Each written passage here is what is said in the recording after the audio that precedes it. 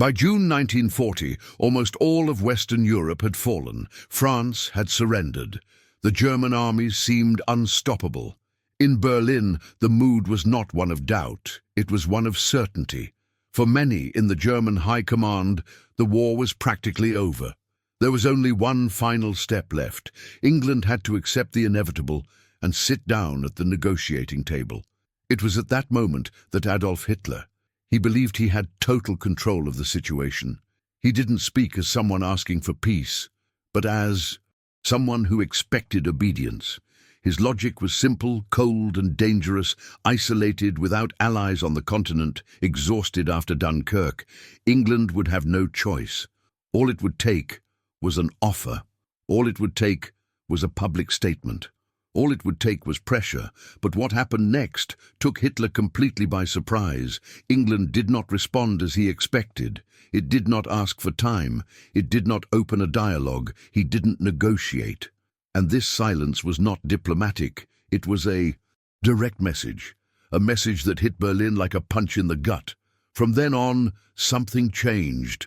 Hitler's tone changed. The words he began to use away from the cameras reveal more than anger.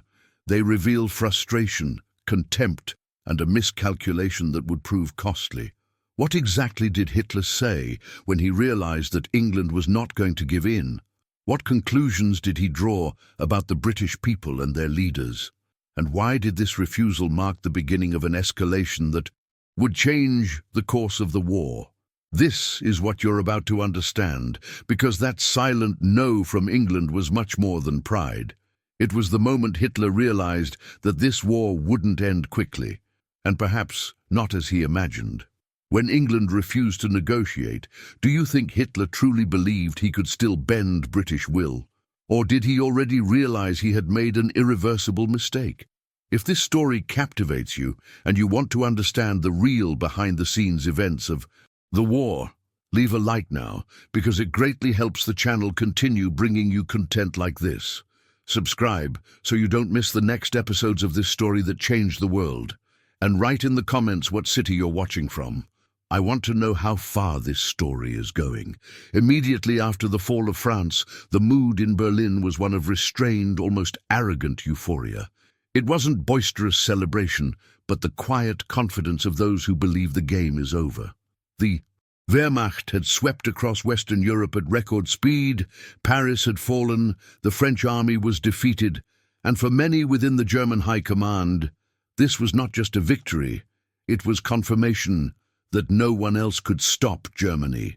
In this environment, Adolf Hitler, he wasn't talking about if, but about when England would accept the end of the war, when London would recognize that it was alone, when the British would do what, in his mind, seemed logical. And here, it's important to understand the reasoning of that moment, because it explains everything that comes after. Hitler did not see England as a natural enemy. On the contrary, he admired the British Empire, admired its dominance of the seas, admired the way the English had built power over the centuries. In his distorted view, that war between Germany and England shouldn't be happening. For Hitler, the real conflict was in the East. The war in the West was, in his mind, a temporary obstacle, and with France out of the game, that obstacle seemed too small to continue. When news of the French surrender arrived, Hitler was convinced that England had lost its last anchor on the continent. There was no longer an allied army to share the burden of the land war. There was no longer an active front to justify prolonged resistance. The United Kingdom had narrowly escaped at Dunkirk, leaving behind equipment, vehicles, and weapons. To any casual observer, this seemed like the portrait of a cornered, wounded, and isolated country, and that is exactly how Hitler chose to see it. Within the German power circle, the idea began to spread that England was merely waiting for the right moment to negotiate. There was no talk of unconditional surrender, but of an agreement, an understanding, something that would preserve the British Empire outside the continent while Germany would dominate Europe. That was the expectation. There was no real doubt, only calculation. Hitler believed that the British were too pragmatic to fight alone against a Europe controlled by Germany. For him, resistance without allies was not courage. It was stubbornness that would eventually give way. And this conviction shaped everything. It shaped the tone of the speeches, the way German diplomacy behaved, and even the pace of military decisions. There was no hurry. There was no desperation. There was a dangerous sense of absolute control. Hitler believed that it would be enough to make it clear that Germany was open to an agreement for London to understand the message. It was as if the war were on pause, awaiting only a formal response from the other side of the English Channel. But there was one detail that Berlin couldn't or didn't want to see. England didn't see that moment as the end, but as the beginning of something much bigger. While Hitler interpreted isolation as weakness, the British were beginning to see the war as a fight for their own national survival. It wasn't a political equation, it was existential. And this clash of visions hadn't yet manifested itself openly, but it was already there, silent, growing. At this point in history, everything seemed to be heading towards a quick decision, at least on the German side. Hitler was convinced that England could not withstand the psychological pressure of being alone against the entire continent. He believed that logic would overcome pride, that fear would overcome determination, that cold calculation would overcome political will, and, precisely for that reason, he was about to commit one of the most serious mistakes of the entire war. Because while Berlin awaited an answer that would never come, London had already made a decision that would not be announced in diplomatic speeches, nor sent in official notes. It was a silent, firm decision, and one that would soon become clear. In the next moment of this story, this German confidence will clash head-on with something Hitler did not expect to find. And when that happens, the tone of the war will change forever. While in Berlin the feeling was one of control, the reading that Adolf Hitler, his view of the British situation, was cold, simplistic, and dangerously misguided. For him, England was cornered, not in a dramatic sense, but in a strategic one. Without Allied armies on the continent, without an active land front, with the English Channel as the only physical barrier between London and a continent dominated by Germany, the conclusion seemed obvious within the German High Command. England was isolated and sooner or later would have to accept it. This reasoning didn't come out of nowhere. Hitler and his generals looked at the map and saw a harsh reality. France had fallen. Belgium, the Netherlands, and Norway were occupied. Italy was aligned with the Axis. The Soviet Union still maintained a non-aggression pact. In German eyes, England was an island surrounded by enemies or territories controlled by Germany. Without easy access to allies, without the immediate capacity to open a new front on the continent, how could it sustain a long war? The Dunkirk evacuation reinforced this perception. Although it was a successful withdrawal, in Berlin it was seen as an escape. The Germans knew that tens of thousands of British soldiers had escaped, but they also knew the price. Abandoned tanks, artillery left behind, vehicles burned on the beach. For Hitler, this was not a symbol of resistance. It was a clear sign of vulnerability. An army saved, yes, but weakened. A country alive, but bleeding. Within this logic, England seemed to depend solely on time. Time to replenish weapons, time to reorganize defenses, time to attempt something that, in the German view, did not exist, a real strategic turnaround. Hitler believed that the more time passed, the more evident it would become to London that continuing to fight alone made no sense. It was an expensive, risky war, and according to him, without a future. England, Hitler thought, would eventually be forced by reality itself to negotiate. This thinking was also laden with cultural contempt, disguised as rational analysis. Hitler saw the British as a calculating, practical people, accustomed to preserving their interests above all else. He did not believe in prolonged, heroic gestures. He did not believe that a nation would wage total war simply out of pride or principle. For him, the British were too experienced a gambler to persist in a losing bet, and that is precisely where he was wrong. In Berlin, British isolation was treated almost as a final argument. There was nothing left to discuss. England couldn't win alone, so the only option left was to choose how to exit the war. This conviction was so strong that it even influenced German military behavior at that moment. There was no immediate offensive against British territory. There was no rush to cross the Channel. Germany acted as if waiting for a formal response before taking the next step. But while Hitler saw isolation, London saw clarity. The fact of being alone was not seen as weakness, but as a defining role. Without immediate allies on the continent, England came to understand that it was no longer fighting for European political balance, but for its own survival. And that changes everything. When a nation reaches this conclusion, it doesn't calculate cost-benefit in the same way. It doesn't measure losses only in numbers. It decides to resist because the alternative ceases to exist. This chasm between the two interpretations of reality grew silently. On one side, Hitler awaited a weary England, ready to negotiate. On the other, England reorganized, armed itself, and mentally prepared itself for something Berlin did not yet understand. The isolation that seemed suffocating for the Germans began to slowly transform into a position of absolute resistance. And it is at this point that the story begins to spiral out of German control.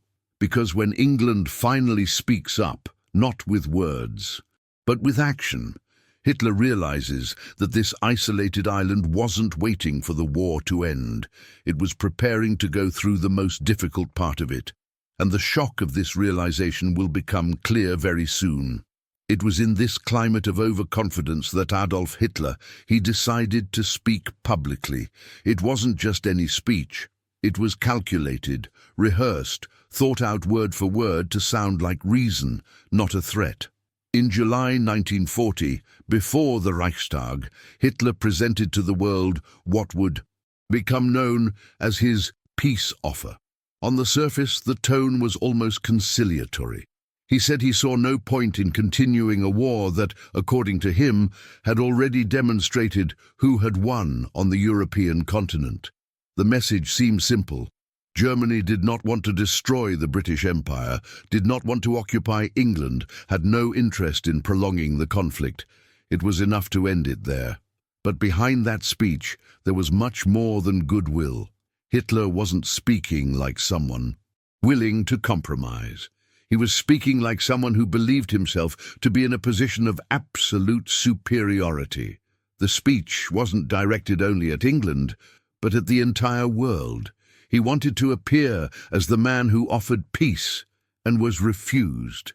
He wanted to build the image that any continuation of the war would be the sole fault of the British. It was a political and psychological ploy, not a genuine diplomatic gesture. In his speech, Hitler insisted that he had no desire to see further destruction, that there was no rational reason for the conflict to continue. But at the same time, he made it clear that Germany had earned the right to define the terms of the new European balance of power. He wasn't talking about negotiation between equals. He was talking about recognizing accomplished facts. France had fallen. Europe was under German domination.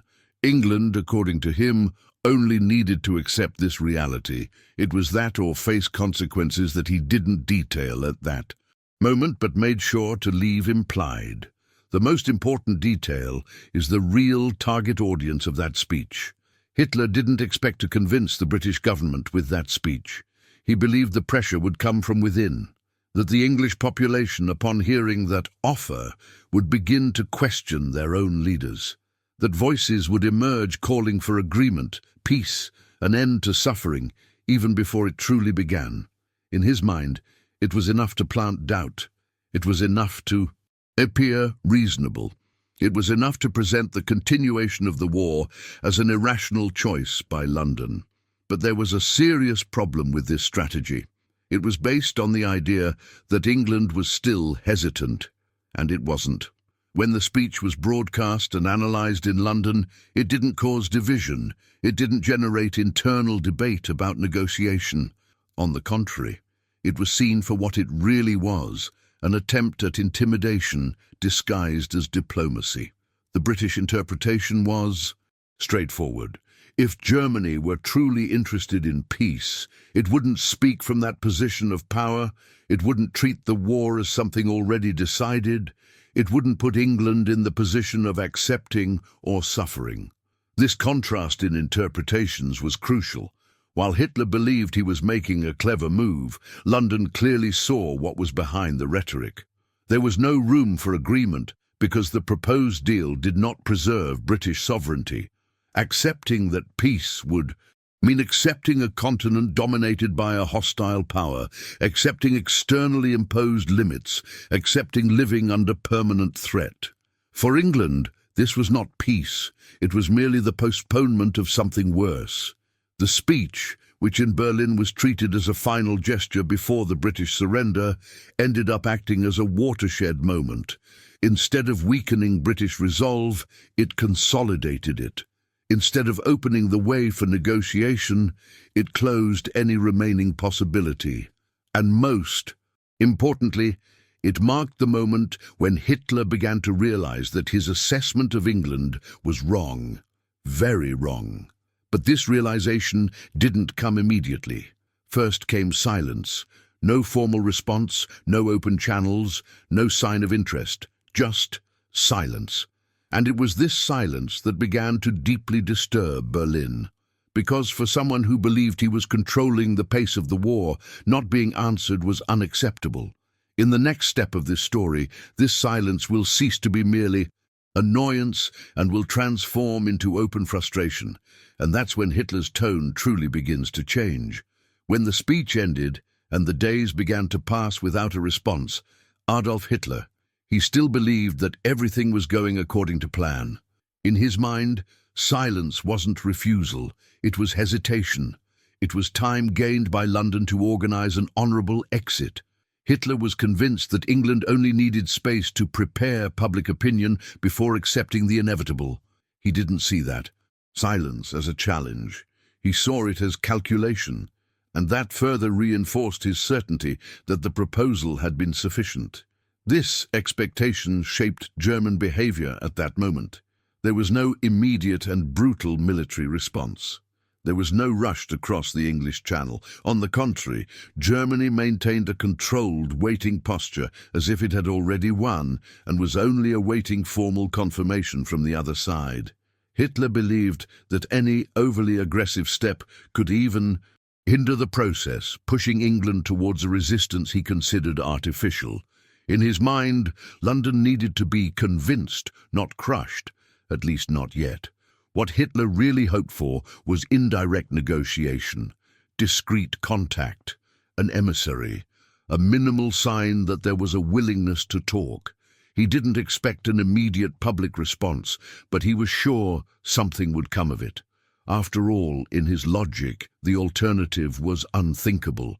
Continuing to fight alone against the dominant Germany of Europe didn't seem reasonable, and Hitler always believed that the British were rational above all else, practical, cold, capable of swallowing their pride when the numbers didn't add up.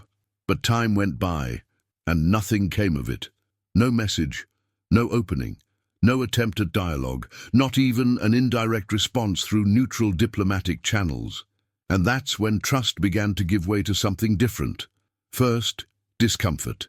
Then, irritation, because the longer the silence lasted, the clearer it became that it wasn't hesitation. It was a choice, and that choice completely contradicted everything Hitler thought he knew about England. Within the German inner circle, questions began to arise, not about British military strength, but about their political stance. Why wasn't London acting? Why wasn't it seeking a way out? Why was it accepting the risk of total war? For Hitler, this made no sense. He began to interpret that stance not as a strategic decision, but as stubbornness guided by political leadership. The idea began to take shape. England was not refusing peace of its own volition, but because it was being pushed by someone. This thought was crucial. Hitler began to separate England into two entities, the people and their leaders.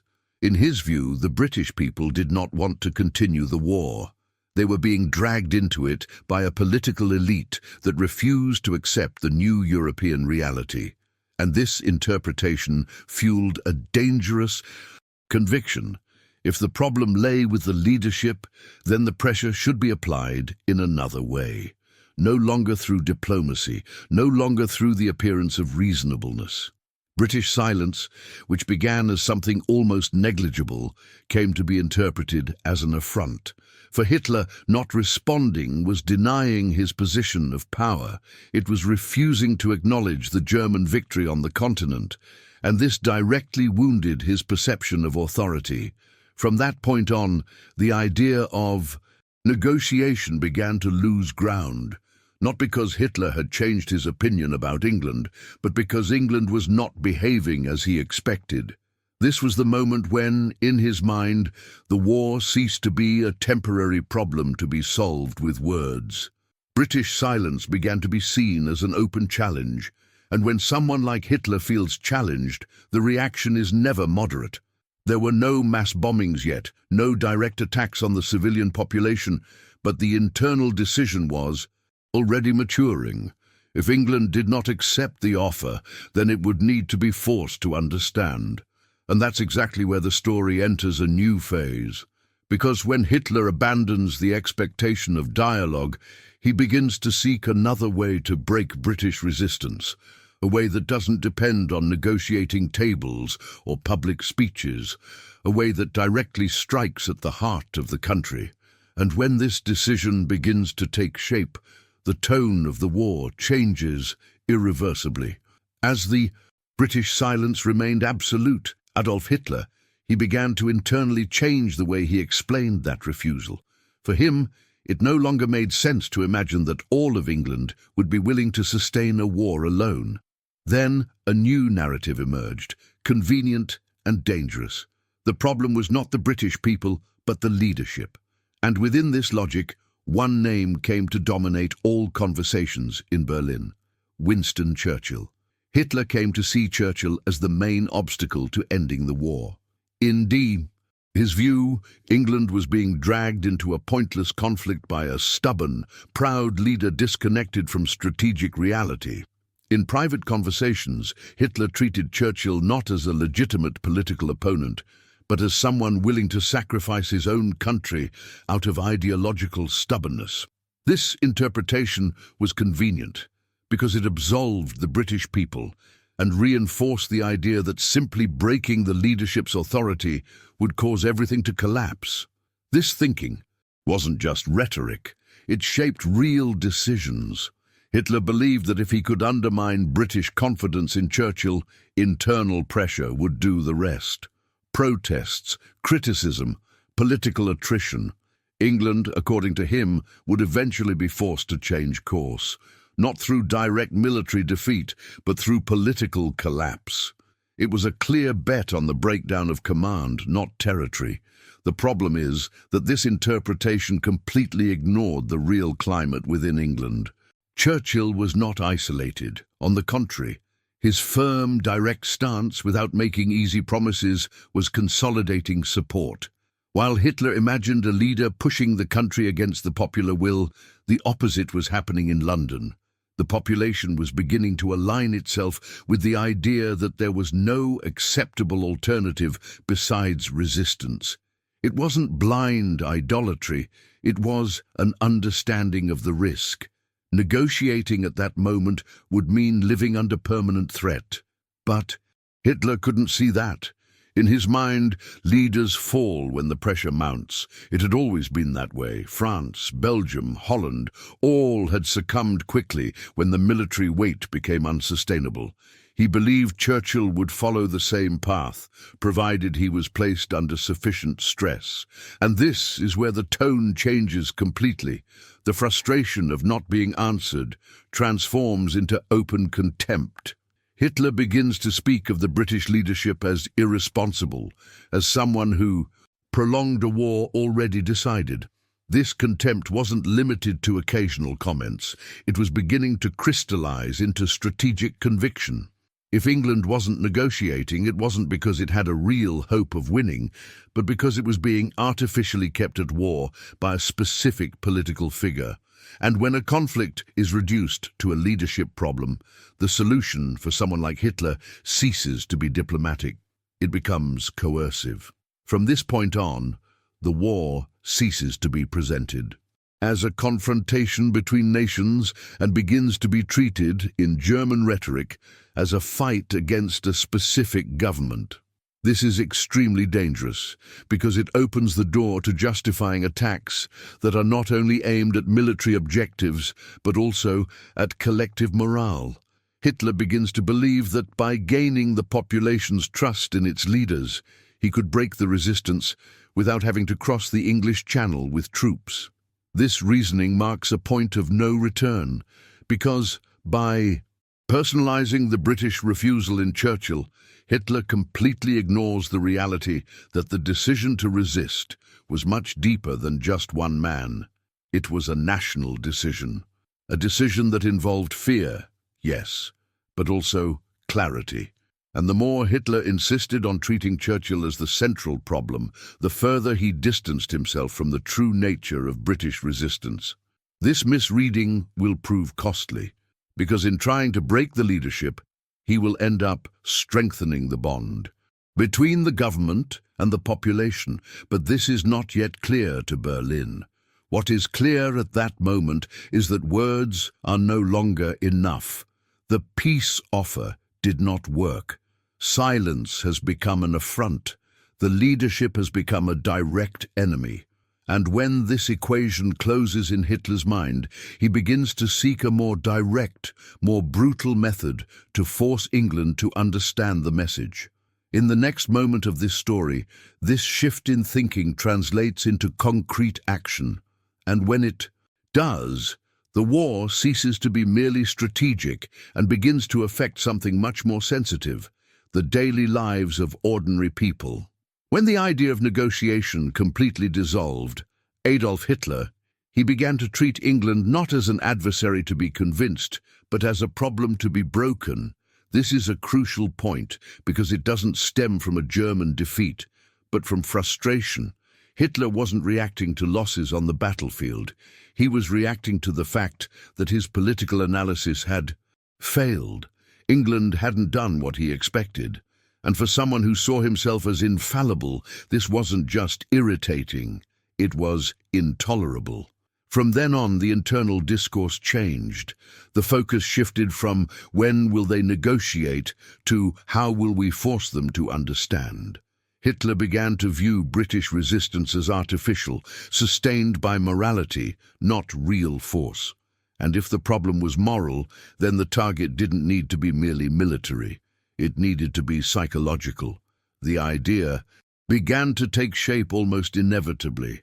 If British leadership relied on popular support, then that support needed to be shaken, not with words, with fear. It is in this context that the focus begins to shift to the air. Germany had achieved quick victories on the continent with land forces, but England was different. A direct invasion did not seem simple, nor immediate. The English Channel imposed real limits. So, for Hitler, the quickest way to break British resistance was above the clouds. The air becomes the new battlefield, not through refined strategy, but through convenience and impatience. Hitler came to believe that England could not withstand constant pressure on its territory. The logic was straightforward. Frequent bombings threatened cities, an exhausted population, an economy under stress. He believed that faced with this, the people would demand a change of course, not necessarily immediate surrender, but enough pressure to force negotiations. It was the practical translation of the idea that Churchill was sustaining the war against the will of the people. If the suffering increased, this leadership would fall. The most important thing to understand here is that this decision did not stem from a cold, well-calculated plan about British behavior. It stemmed from assumptions. Hitler underestimated the adaptability of English society. He underestimated its reaction to fear. He believed that the psychological impact of the air raid would be swift and decisive, that the initial shock would be enough to break collective resolve. This belief was not based on in-depth studies, but on comparisons with countries that had already fallen under direct military pressure. Behind the scenes, this change also reveals something deeper. Hitler is beginning to lose patience. The pace of the war, which he thought he controlled, was slipping out of his hands. England was not playing according to the expected script, and when that happens, the tendency is not to retreat, but to accelerate. The idea of forcing a decision begins to dominate. Each day without a British response reinforces the conviction that only a show of extreme force would resolve the impasse. At the same time, there was still a persistent illusion that applying enough pressure would be enough to cause a rapid collapse. Hitler did not envision a long war against England.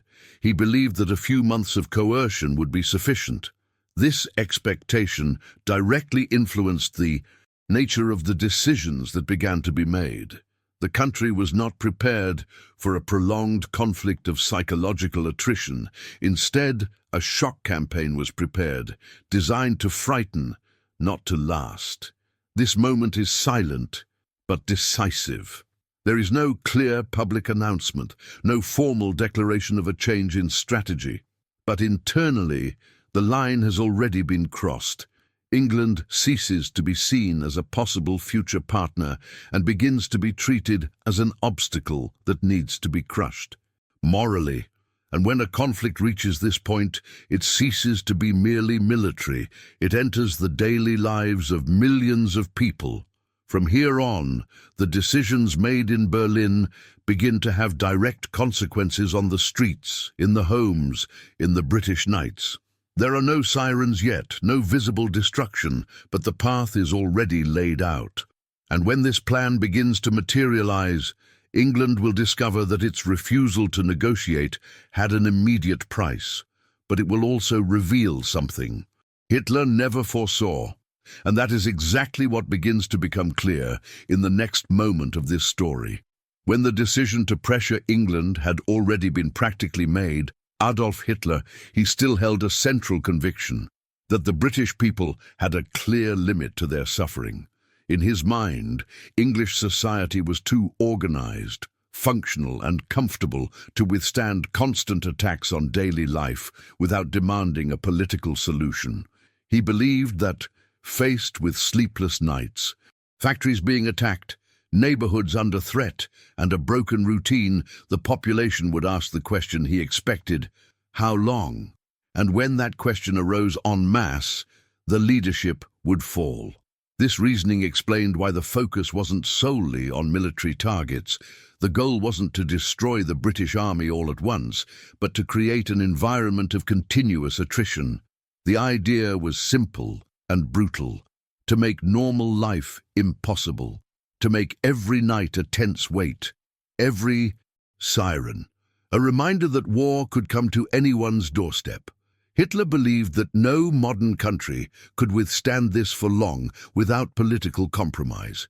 However, this interpretation ignored a crucial factor: how societies react when they understand that there is no acceptable alternative. For the British, negotiating after the fall of France did not mean true peace. It meant living permanently under threat, knowing that any concession would open the door to new demands. When this perception takes hold, fear does not paralyze, it organizes. And that is exactly what begins to happen in England, even before the most intense attacks. While Hitler was betting on a rupture between the government and the population, the initial effect was the opposite. The clarity of the risk unified the internal discourse. The idea of "there is nowhere to retreat" began to spread, not as exaggerated propaganda, but as practical understanding. The war ceased to be something distant, fought on, maps and in reports, and began to be seen as a direct threat to daily life. And when that happens, the willingness to resist becomes more concrete, less abstract. On the German side, however, this reaction was not yet visible. Hitler remained stuck on the idea that the psychological impact would be swift. He underestimated Britain's capacity for adaptation. He underestimated civil organization, emergency systems, and the social discipline that was beginning to form.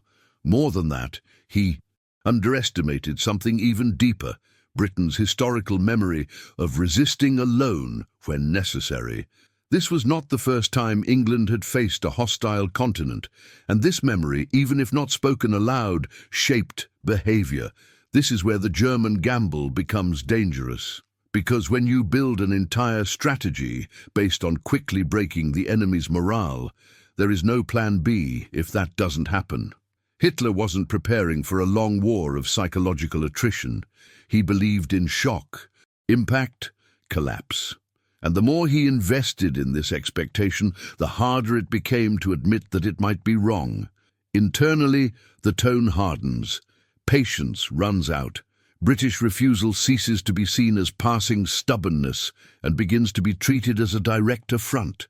And affronts, for Hitler, demanded a visible response, something that demonstrated power, something that made it clear that Germany could reach the heart of England whenever it wanted.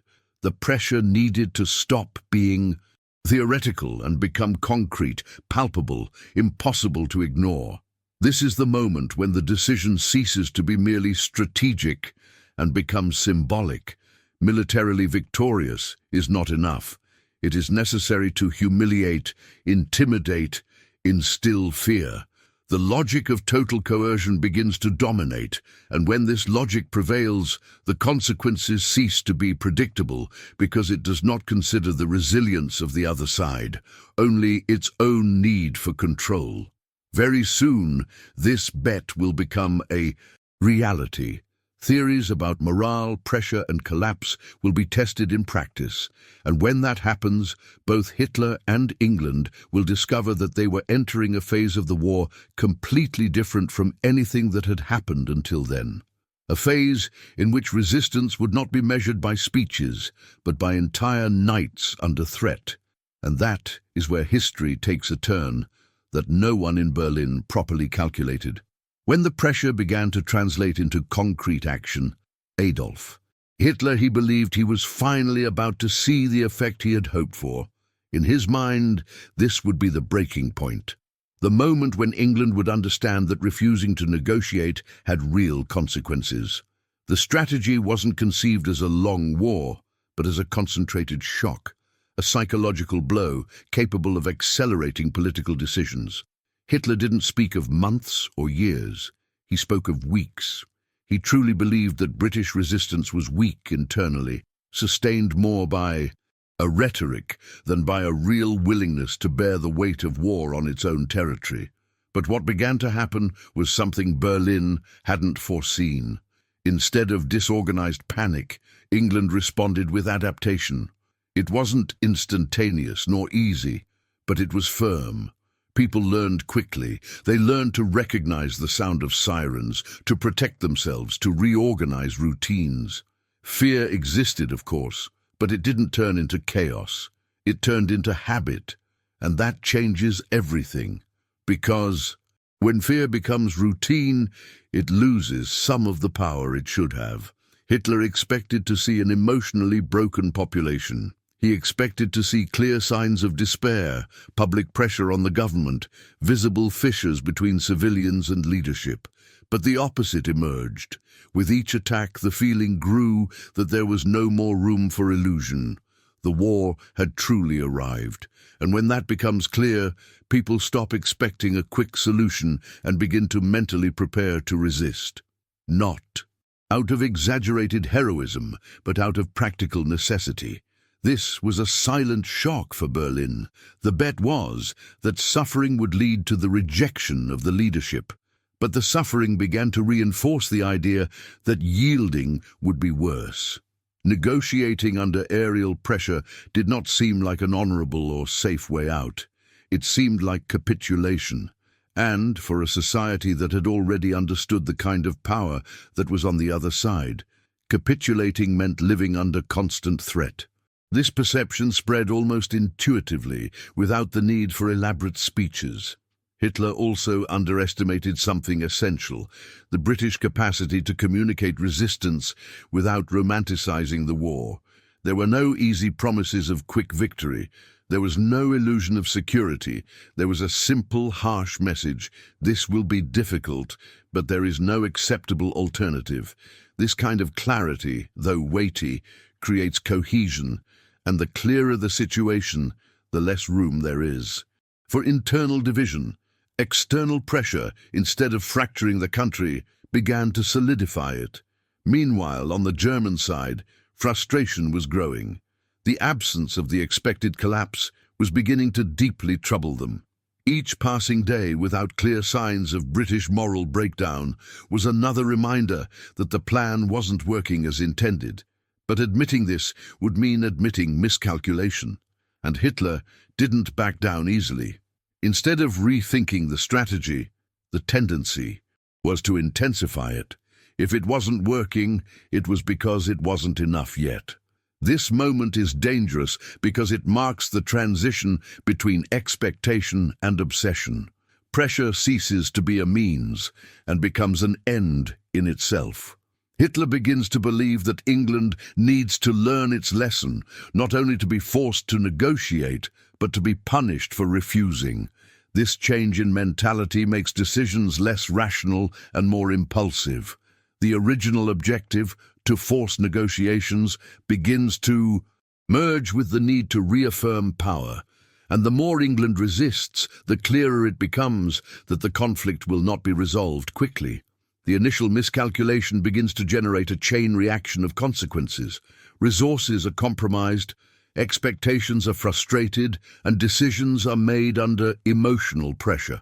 Hitler enters a dangerous dynamic, insisting so as not to appear weak, persisting so as not to admit failure. And this dynamic pushes the war to an even more intense level. At this point in history, something essential is already defined, even if not yet fully visible. England will not negotiate under coercion. And Hitler, realizing this, still does not accept the full implications of this reality. The confrontation is far from over. On the contrary, it is only entering its most difficult phase. And the next step Berlin will take, in an attempt to regain control and impose its will make it clear that this British refusal triggered something much bigger than a simple diplomatic crisis. When it became impossible to deny that England would not negotiate, Adolf Hitler, he found himself facing a reality he had never seriously considered. The war would not be short, it would not be controllable, and most importantly, it would not be conducted on the terms he had imagined. The British refusal ceased to be merely a strategic problem and became a miscalculation with profound consequences. Hitler believed he was dealing with a nation too pragmatic to sustain a solitary war. What he found was a country that had redefined its own limits, and when that happens, all previous logic crumbles. The central error was not only underestimating British military strength, but misinterpreting the meaning of resistance. Hitler confused isolation with weakness, silence with doubt, caution with fear. He believed that British morale was a breakable variable, something that could be pressured until it gave way. But what was revealed was the opposite. The clearer the threat became, the more solid the decision to resist became. England was not fighting for strategic advantage, it was fighting to continue existing as a sovereign nation, And wars of this kind do not follow normal calculations.